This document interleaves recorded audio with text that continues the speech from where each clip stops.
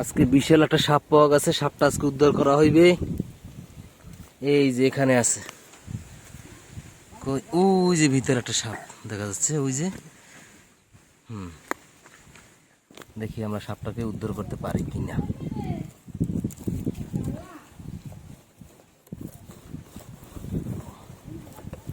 ওই যে দেখা যাচ্ছে,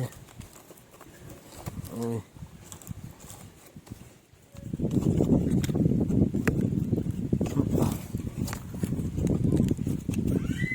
বাপা সরে যাস।